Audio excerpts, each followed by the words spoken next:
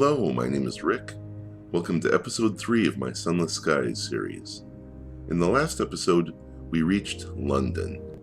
We bought some new equipment for the ship, and prepared to finish our trade good mission to Parliament. Parliament has been moved to another region of space to make it even more powerless and ineffective than it had been before that. We had almost reached our destination when all of a sudden, this happened. How can it be windy, you might ask? Well, there's an atmosphere. Some of it got hot and moved somewhere else. Probably due to all these stars. Yonder lies the Airy, an engineer informs you, the very roost of science. Really? Cool. Oh. Observatory in space. It's a good place to put one. The Royal Society, the birthplace of science. My kind of place.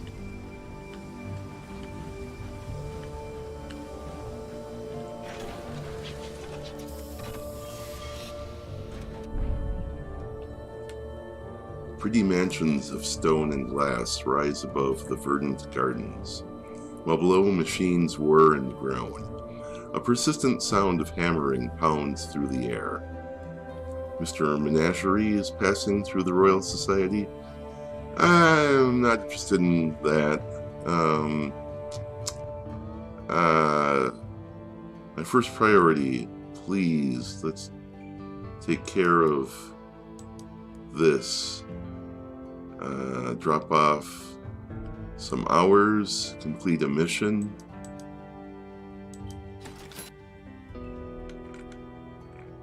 And buy some tea. Sure, tea is a good price.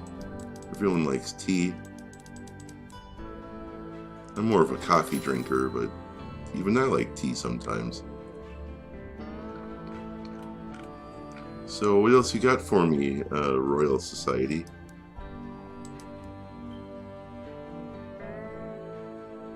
Volunteering with a short-sighted professor. A short-sighted professor runs up to you at the docks.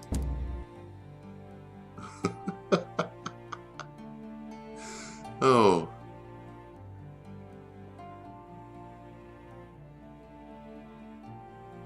A short-sighted professor runs up to you at the docks. Where have you been? You are my new test subject, yes? Hurry up. I could volunteer as a lab assistant, or I could volunteer a crew member instead. This will get me a savage secret, and there is no risk to my crew. Well, I have only a 20% chance and no need to reduce terror. So, why don't you try something on my sturdy crew member instead? Time passes. Your chosen crew member returns to the engine with a startled expression and a slight limp. What happened? They try to explain. Occasionally, their explanation shifts into Flemish, a language that, until today, they didn't speak. I've gained a savage secret, and now I have two, which that seems worth doing. The Celestial Exhibition. To the delight of mostly himself, the mellifluous president is planning an exhibition in the Royal Society. He's happy to pay visiting captains for items of interest they might come across. Here's a way of converting some of the items in the game into experience for your character. But I want most of the things that I have. How many uncanny specimens do I have? I have 3. Oh, I'm so close to leveling up. Okay, you can have 1. So I've lost an uncanny specimen and got some money and some experience. Can we do more? I have 5 otherworldly artifacts. Would 50 XP push me over the limit to the next level? Let's find out.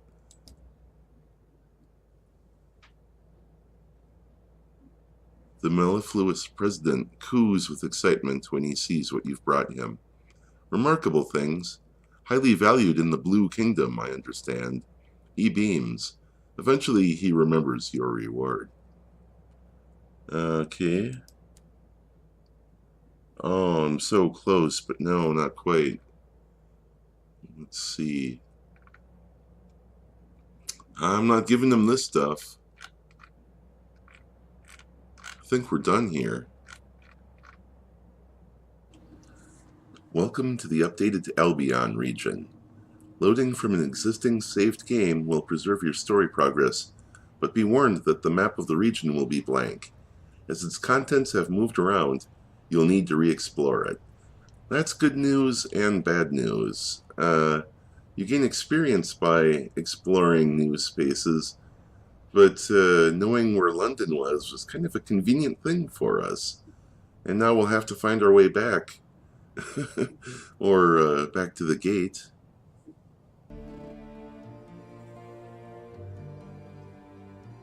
As we last left off, there were a number of things to check out in Parliament. One of my officers on my ship, the Careless Navigator, I believe,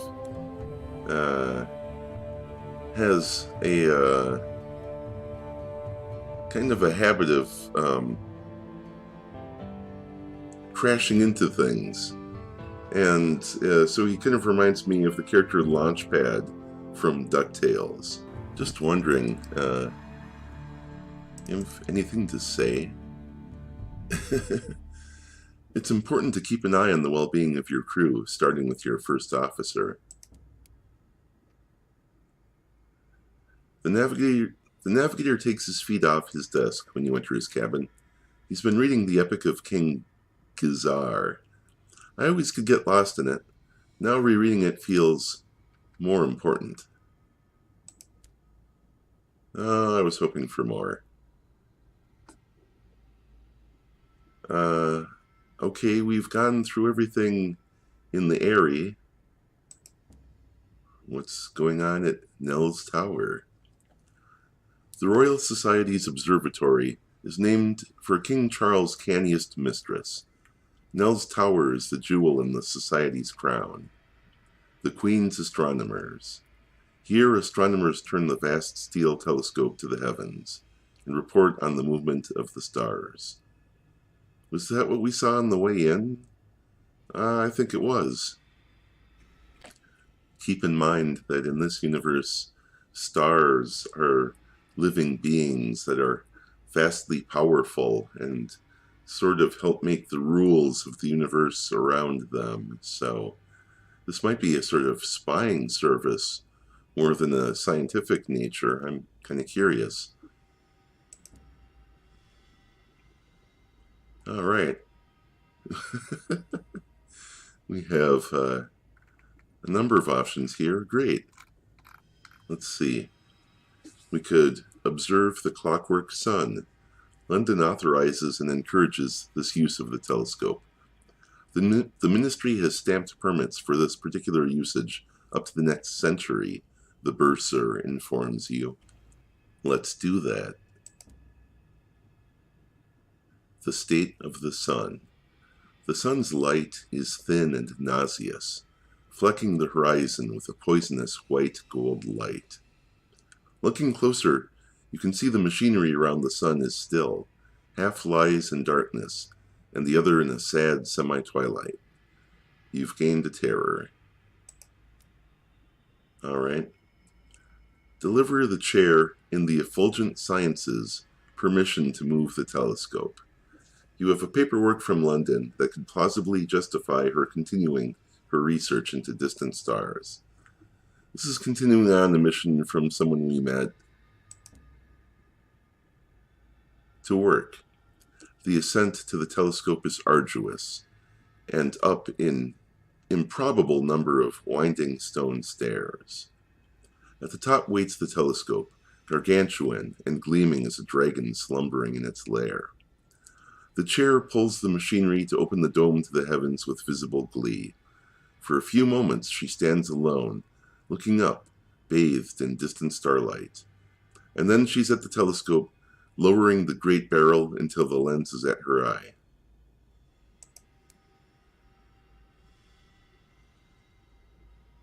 Now I can somehow choose a patron, renounce your patronage, or read my patron's latest reports, which seems to me like it would make the most sense. Discoveries. Another discovery. This involved some tricky weft work and a very steady hand. But examining the constellations as I observed them from what might have been millennia ago, and comparing them with the placement of the rock on Polmere and Plenties was instructive. I have consulted geologically minded friends, but the theory that regions of the wilderness are bounded locuses must now be called into question. Incidentally, I am having regrets regarding the absence of my own soul. Interesting. But what does that mean? And is there anything else I can do here? Nope. So, moving on. I'll say perhaps not, which doesn't really do me any good. I have to go over here, and the remaining options are the Rochester Club and Portsmouth House. All right, the Rochester Club it is. A cozy country house bolted onto the side of the society's glass houses and overgrown lawns. This is the meeting place of the infamous Rochester Racing Club. Oh, brandy glasses gleam on the shelves. I've been here before. I raced their race. I won. So my expectation is there's not going to be a whole lot more to do here.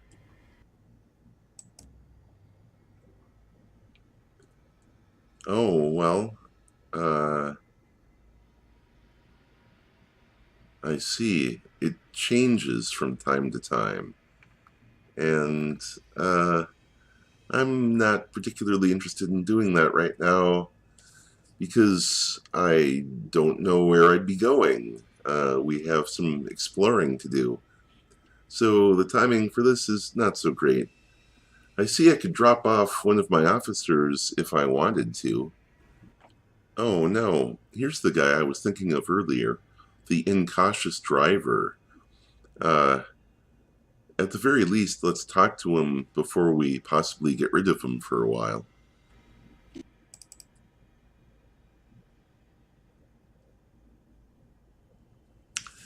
The driver has no tolerance for uneventful voyages.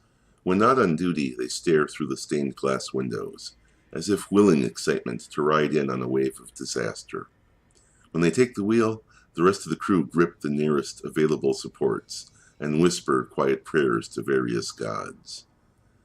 I can check in on him. I can listen to a suggestion. Let's ask him. Have they recovered from their ordeal in the nature preserve? This guy has a habit of crashing into various things, so apparently now some kind of fungus is steering him and making him go various places for its benefit. The driver picks irritably at their ear. I was meant to be off this train by now. Just go into the well and everything would be fine. Instead, it's unsatisfied, Captain. It needs an answer to something that I can't give it. There's a piece of itself missing somewhere in Albion, another of its spores, sent out many years ago to find the truth. I can feel it out there somewhere, refusing to return. It enjoys its freedom too much. Perhaps if we look to the major ports, they must have left a trace. We have to find it, Captain. Search for evidence of the verdant fragment in London, Perjurance, Warlebury Juxtamare, Brabazon, and the Floating Parliament. Yeah, I am. That's actually part of why we're here. Recently, they've been roaming the corridors of your engine, whistling and getting in the way. Is there something they want? A secondement. Listen to the driver's suggestion. Yes, let's Can't keep anything from you, I see. I've been feeling a bit on edge. Would like to make myself useful if I can. There's races at the Royal Society. Maybe we could go there, and you could drop me off for a bit. I could make us both a bit of money. They take out a coin and flip it in the air. It comes down on heads. Just a thought, anyway.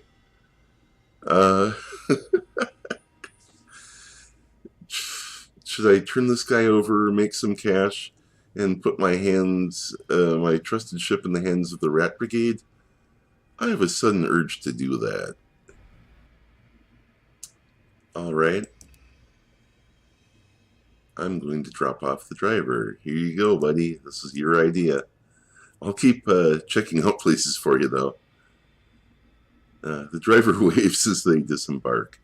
Thanks again, Captain. You won't regret it, probably. Oh, that is my kind of talk. We disappear into the smoky confines of the Rochester Club. If you listen carefully, you can hear the boasting already. Place a bet on the driver. They are sure to be victorious. After all, they are your officer. You will not be able to return the driver to your locomotive until they are back from racing. Yeah, I sent him here to win. I'm sure he'll win. A calculated gamble. Lord Rochester takes your sovereigns with a wink. I've heard a lot of tall talk about your driver's capabilities. Let's see if there's any truth in it. Your driver steps into their borrowed locomotive, emblazoned with the colors of one of the retired racers of the club. They give you a last wave, before the door shuts and steam pours from the engine. The flag falls. They are away. Return in a month to find out how your driver fared in the race. So far, I have lost 100 sovereigns, but we'll see how many I win when my driver wins. If he wins. Onwards. So, we're down to the Portsmouth House. The workshops under the Airy are known collectively as Portsmouth House. The glass and brick factories are staffed by harassed inventors and engineers, working constantly to produce the next advancement in adventuring equipment. I've got the workshops or the Portsmouth Arsenal. The workshops say, here the Society constructs specialist equipment to further the Society's explorations, London's armaments, and the occasional sky captain's adventures. That all sounds very promising.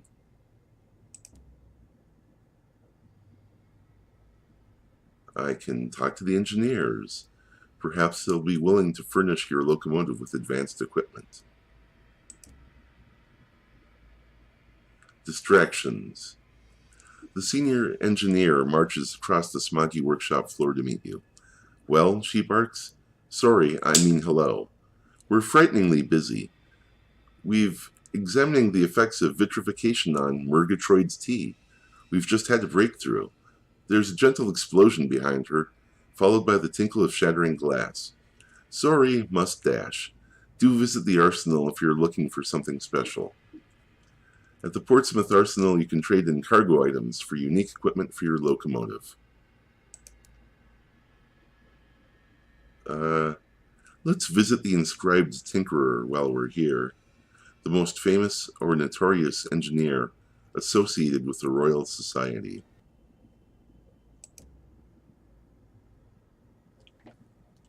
The Inscribed Tinkerer likes her workbench tidy and her tea as strong as the devil's opinions.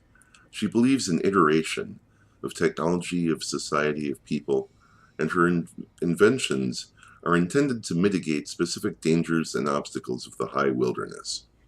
Her tea-stained notebook bulges with blueprints, and her skin is covered in inky treatments of the correspondence. She raises an eyebrow as you enter her office. Thank God, I was in need of a break. The Inscribed Tinkerer can provide truly exceptional equipment from her shop if she likes you. If you enjoyed the Sunless Skies content, please like, comment, or subscribe. If you'd like to be notified when new videos come out, press the bell icon next to the subscription button. Thanks for watching.